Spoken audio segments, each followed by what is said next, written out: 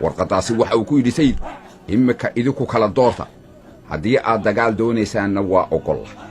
haddii aad nabad doonaysaanna ganax bixiya waxa kaleeto oo dhacday inuu sayidkii u soo xoogaystay taasu waxay keentay in ingiriisku uu beddelo istiraatiijiyadiisii si haddaba dhegaystayaal aynu u fahamno xaaladda soomaalidaha qarnigan dhammaanaya ee 20aad sida ugu bilaabmay waxaynu u baahanaynaa inaynu ka soo bilowno qaybtii ugu dambaysay ee qarnigii ka horreeyay oo hakii 19aad intii u dhaxaysay sanadkii 1860 ilaa 1897 waxaa dhulka Soomaalida iyo gobolka uu ku yaalaba uu noqday mid loo galo tartankii xagga gumaysiga xilligaasi wadamada u tartamayay inay gumaystaan gobolkaasi waxay ahaayeen Ingiriiska, Faransiiska, Talyaaniga, Masar iyo Ethiopia haddaba sanadku markuu ahaa 1859 ayaa Faransiiska qunsul u fadhiyay magaalada Cadan uu ogolaansho uga helay cafarta magaalada Obakh in Faransiisku uu yimaado 3 sano kadibna Faransiisku waxa uu canfarta uu ka iibsaday Obakh kadibna calankii Faransiiska ayaa halkaasi laga taagay hase ahaatee Faransiisku waxa inuu ka faa'iideysto uu bilaabay 11 sanadood kadib markii la furay Suez kanaalka waxaana halkaas ay Itoobiya waqtiyadaasi ay ka wada sameeyeen sharikad xagga ganacsiga ah oo ka dhaxaysa labadooda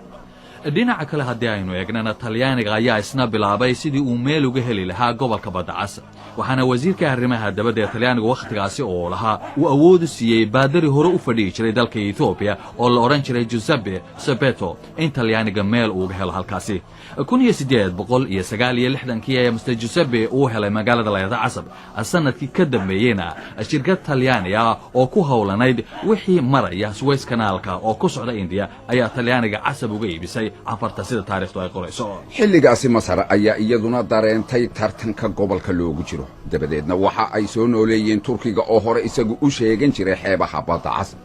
sanadku markuu ahaa 1866 ayaa Turkigu dabadeed Sukayn iyo Musawac oo Eritrea ku wareejiyay dawladda Khadiif Ismaaciil ee Masar iyadu markaasi ka dhisnayd oo iyaduna dabadeed sheegatay xeebaha Soomaalida dawladdaasi Khadiif Ismaaciil barasaabkii u fadhiyay Suudaan ayaa dabadeed sanadku markuu ahaa 1887 booqasho ku yimid isagoo ujeedadaas u socda magaalooyinka Tajura Zaylac iyo Berbera mar dambana waxa la soo diray nin la oran jiray Maxamed Jamaal Bey oo calankii Masaarida isagu ka taagay Bulxaar iyo Berbera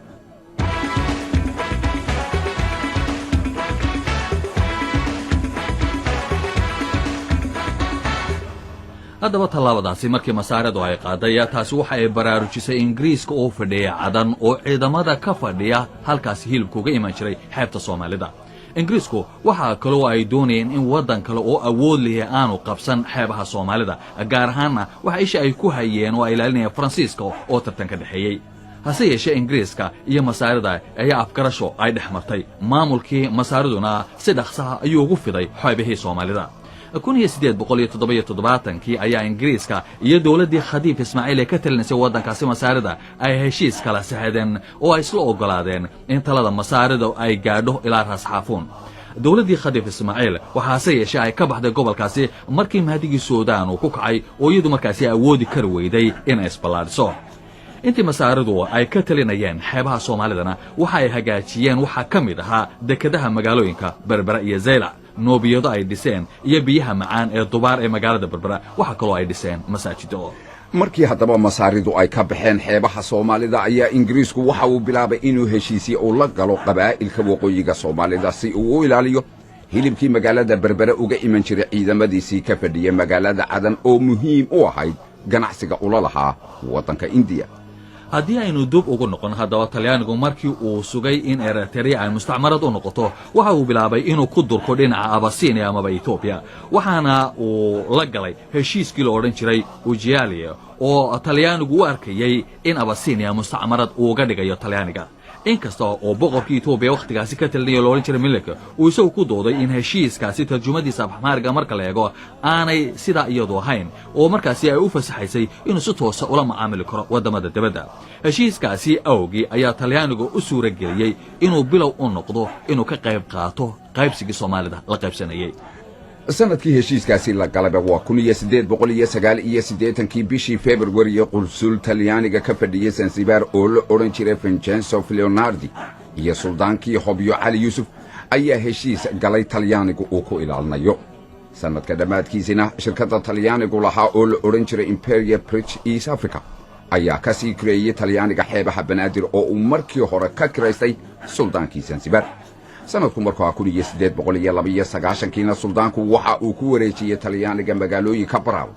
marka muqdisho warshiikh muddo 25 sannadood isaga oo kaga kireeyey 160,000 sanadkiiba waa lacagta liirahe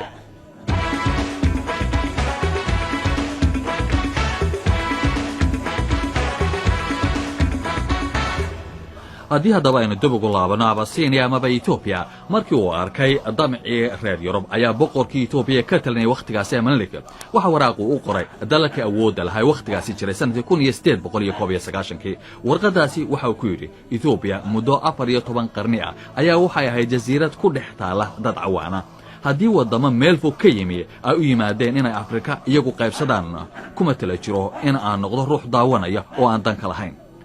dagaalkii cadwa ee dhex maray talyaaniga iyo etoobiya sanadkii 1896 ayaa haddaba tirtiray sheegashadii talyaanigu uu sheeganayay etoobiya inay mustacmaradu tahay dagaalkaasi oo talyaaniga laga adkaaday kadib markii talyaanigu lagu jebiyey dagaalkaasi cadwa waxa uu u howlgalay sidii u sii haysan lahaa dhulkii soomaalida ee uu qabsaday nin la odhan jiray major nerozanium ayaa wadahadalla dhinaca talyaaniga u galay waxaana etoobiya talyaaniga ay ku khasabtay inuu yareeyo dhulkii uu sheeganayay ee ogaadenaya dhulkaasi oo heshiis hore ingiriiska ay wada galeen sanadkii 1894 ingiriisku uga ogolaaday sanadku markuu 1897 ayay etoobiya iyo ingiriisku waxay wada galeen heshiis tusmaynaya sida ay u kala leeyihiin dhulka soomaalida hase ahaatee soomaalidu waxay un ogaatay waxa dhacay 30 sannadood kadib markii la isku dayay in soodinta u dhaxaysa la calaamadiyo sheekadaasi marka aynu soo gaadhno ayaynu haddaba ku soo noqon doonaa dhegaystayaal hase yeeshee haddii aynu ku soo dhowaano qarnigan dhammaaday waxa soomaalida uu u bilaabmay iyada oo la gumaysto gumaysigaasi 20 sannadood ee qarniga ugu horreeyey halgankii ugu weynaa ee ka hor yimid waxa uu ahaa kii daraawiishta ee uu hogaaminayey sayid maxamed cabdulla xasan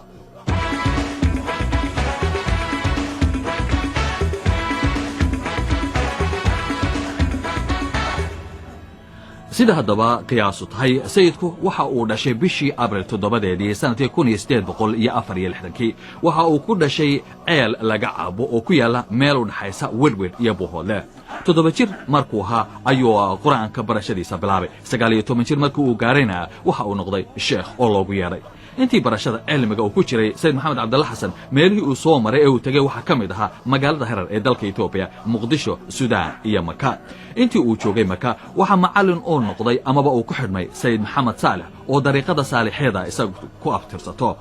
sayid maxamed cabdulla xasan markii uu berbera ku soo laabtay dhulka Soomaaliland waxa ugu horeysay dariiqada qaadireeda oo Sheekh Cabdulqaadir Jiilaani uu ku sameeyay magaalada Baghdad ee waddanka Ciraaq dhulka Soomaalidana waxa hormood ka ahaa Sheekh Cabdiraxmaan Zaylaci iyo Sheekh Huways Maxamed sayid maxamed markii uu soo laabtay waxa uu isagu u watay dariiqada saalixiya waxa uu bilaabay ololo uu ingiriiska kaga saaray dalka isaga oo huwan dariiqadiisa saalixiyada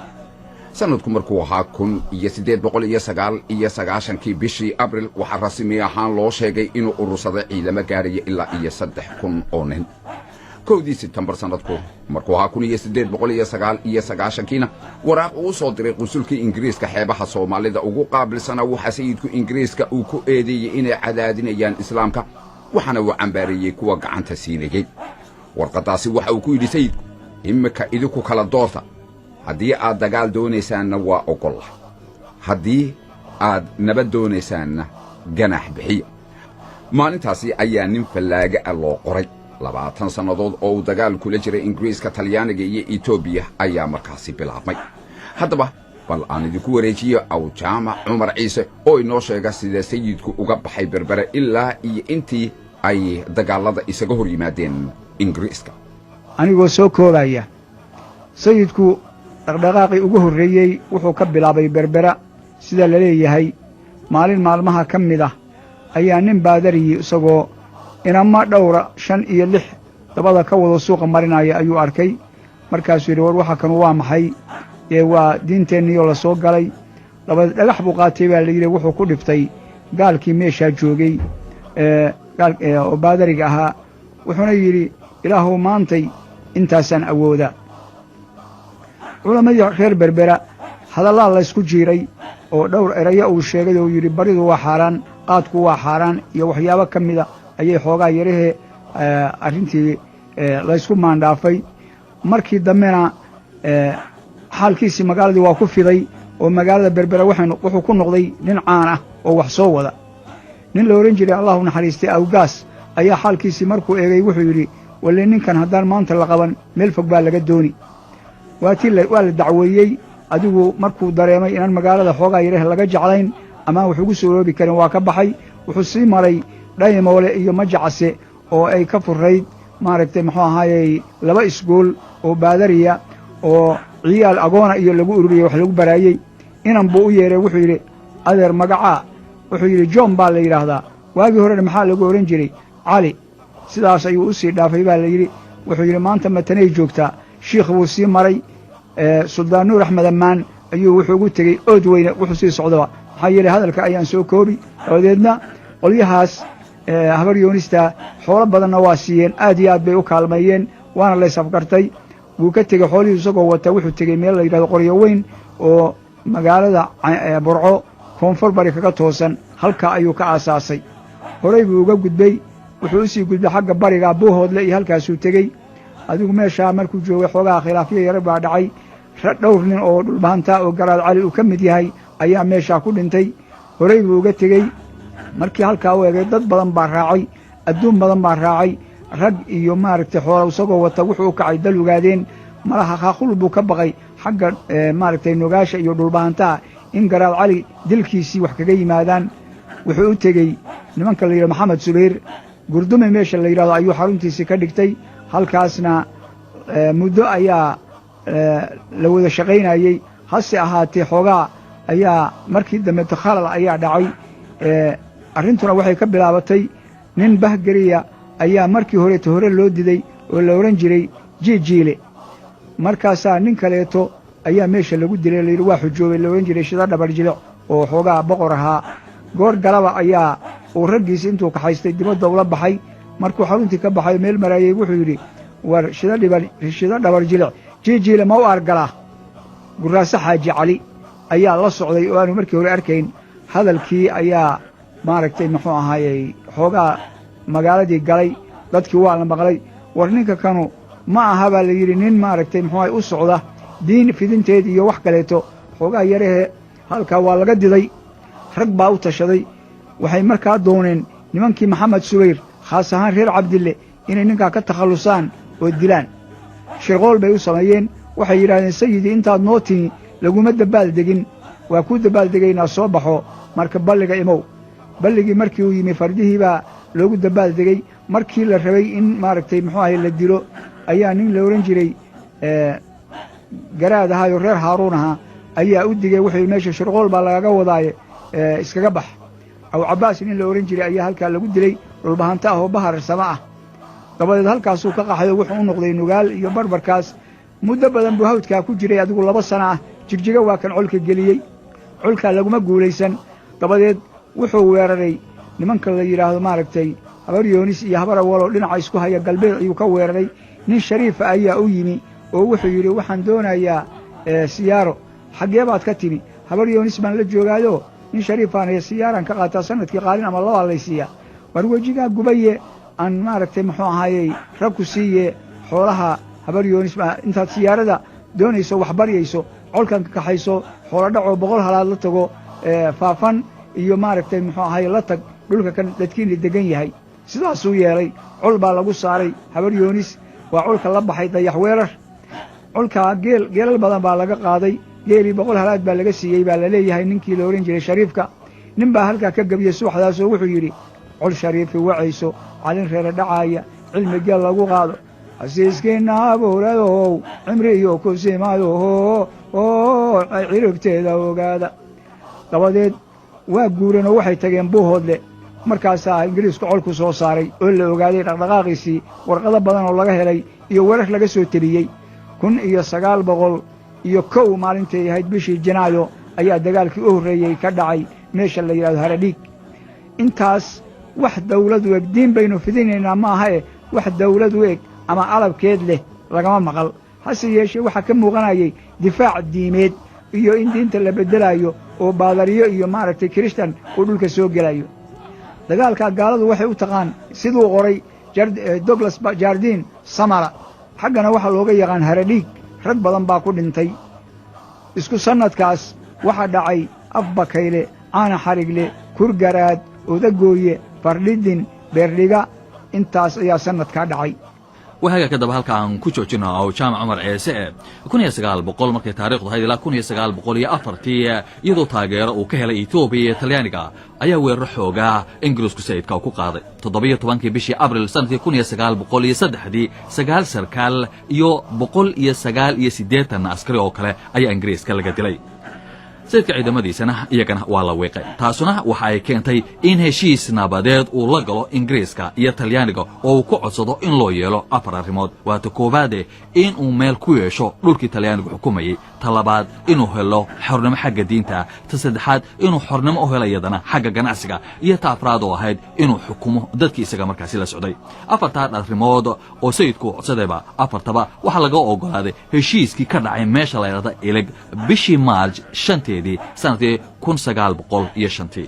hase ahaatee sayidka ololihiisii halkaasi kuma joogsan waxa uu ugu kululaa dagaalkii xagga afka ee ay xambarsanaayeen gabayadiisu sida loo arkayba waxa dabadeed dhacday in Ingiriisku uu dib ugu soo gurto xeebahaasi oo uu hubeeyo qabaa'ilkii la jiray hase ahaatee taasi waxa ay dhalisay in qabaa'ilkii la hubeeyay ay bilaabeen inay ku kala aargoostaan utumo hore iyaga u dhexyaalay xilligaasi waxa dhacay waqtigii loo bixiyay حرام عنا أو معلول آد وبعني أي دعدي رسمي أهان إنجليزكو سنة كي 1900 يلبي طبنكي وحا وكو قياسي إن محمية ديسي سدح ميلود ميل أهان دادكي كنولا أي دينتين وحا كلاتا أود عضي إنو سيدكي أسو حوغيستي تاسو وحا كانتي إن إنجليزكو بدل استراتيجية ديسي وحا لاباب العيدة مأوهو قامدي نكي لأورنشر ريتشارد كوفي أو يساوو دقال لك علي سيدك bishii August sanadkii 1913 dagaalka ba'an ee ka dhacay meesha la yiraahdo Dulmadoobe oo bariga magaalada Burco ka xiga ayaa lagu dilay ninkaasi la oran jiray Richard Coffey Sayid Maxamed Cabdalla Xasan gabay dheer ayuu ka tiriyay geerida Coffey loo jiitayaan dunida joogayne adiga jidkii lagugu waday jimiclaanade جهنم لقيه وآخر جهنم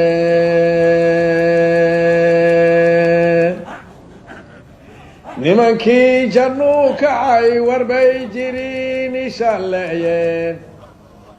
كواس النار تجوغيو مركب جنان ندي قادي sidoo bahay ku jirabay mari jawaabteeda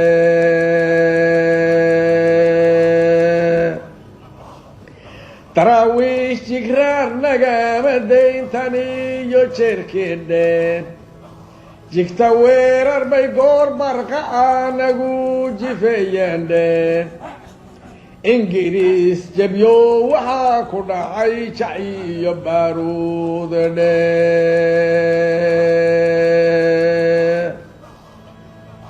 وليجيس بوالغو جبشا جليب ديكدولان دين حدان ليس جكرارين تلكي لغا جلرونان دين وحينو جنجنتين وجما شدينين